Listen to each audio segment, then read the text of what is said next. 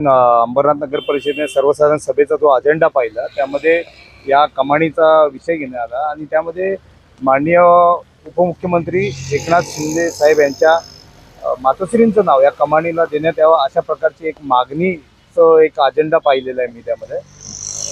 त्यासोबतच दुसरी एक मागणी आहे की ह्याच कमानीला डॉक्टर बाबासाहेब आंबेडकरांचं नाव देण्यात यावं अशी एक समाज माध्यमांची आणि इतर सामाजिक संस्थांची मागणी आहे। असं असताना ह्या ज्या सर्वसामान्य लोकांच्या ज्या मागण्या आहेत त्या मागणीला दुर्लक्षित करून आपण बघत असाल की पाठीमागे ही कमान सुरू करण्यात आली।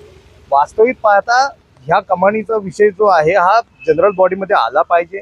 त्यानंतर त्याचं अंदाजपत्रक म्हणजे कशी डिझाईन असेल किंवा काय आपण नेमकं त्या ठिकाणी आपण काय करणार आहोत याचं एक अंदाजपत्रक झालं पाहिजे, एक डिझाईन झाली पाहिजे आणि त्यानंतर त्याची निविदा प्रक्रिया आहे, टेंडर प्रक्रिया आहे, हे सर्व झाल्यानंतर नेमकं इथं काय होणार आहे हे सुरू झालं पाहिजे। परंतु अंबरनाथ शहरामध्ये डायरेक्ट थेट ॲडव्हान्समध्ये काम करणारी जी प्रवृत्ती आता जन्माला आलेली आहे त्या प्रवृत्तींनी ह्या सर्व म्हणजे यंत्रणांना प्रशासकीय जे काही एक नियम असतात त्या सर्वांना ढाब्यावर बसून अगदी धाडसपणे म्हणजे जसे की निविदा मलाच लागणार आहे आणि त्या पद्धतीने ही कमान सुरू करायला एवढं धाडस येतं कुठून?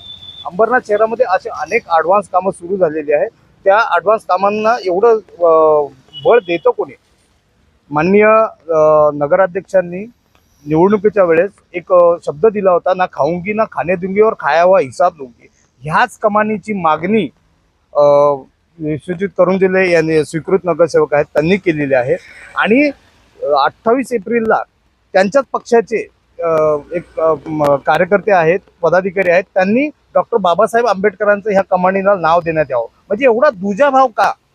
म्हणजे त्यांनी मागणी करायची आणि ह्यांनी वेगळी मागणी करायची। मुख्यमंत्र्यांच्या मातोश्री आहेत, संवेदनशील विषय आहे, डॉक्टर बाबासाहेब आंबेडकर आहे, संवेदनशील विषय आहे। ते ह्या अशा संवेदनशील विषयांमध्ये एवढं धाडस करतं कोणी? आणि याच्याकडे मुख्याधिकाऱ्यांनी ह्याच कमानीसाठी 25 लाख रुपयाचा निधी प्रस्तावित केलेला आहे। आणि त्या प्रस्तावित निधीला या म्हणजे जीबीमध्ये सर्वसाधारण सभेत न येता निविदा न येता थेट काम सुरू करण्यात आलं। एवढं धाडस येतं कुठं? मान्य महान मुख्याधिकाऱ्यांना माझं विनंती आहे की कृपया ह्या साईटवरती येऊन ह्या काय अंबरनाथ शहरामध्ये चाललेलं आहे याचं तपासणी आले पाहिजे।